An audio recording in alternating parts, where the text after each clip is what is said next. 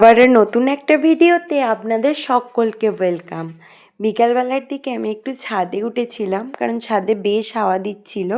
তো সেই জন্য কিছুক্ষণ দাঁড়িয়েছিলাম ওখানে। তারপর আমি নিচে চলে আসি। নিচে এসে দেখি মা ফোনে ভিডিও দেখছে। আজকে মা চানা মশলা করবে পেঁয়াজ রসুন ছাড়া।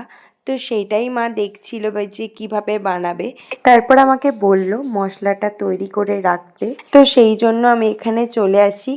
এক এক করে সমস্ত কিছুটাই নিয়ে নিচ্ছিলাম যেইগুলো লাগবে।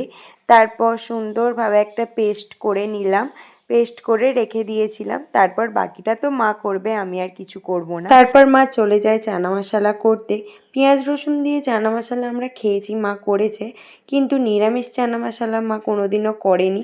সেই জন্য মা ভাবছিল যে কেমন হবে না হবে, কিন্তু খেতে বেশ ভালো লাগছিল। মা টেস্ট করিয়েছিল আমাকেও, বেশ ভালো লাগছিল খেতে অন্যরকম। মায়ের চানা মশলা হয়ে যাওয়ার পর আমি এখানে লুচি করতে শুরু করে দিই। আমি এখানে এক একটা করে লুচি বেলে দিচ্ছিলাম, আর বাপি ওইদিকে লুচিগুলো ভেজে নিচ্ছিল।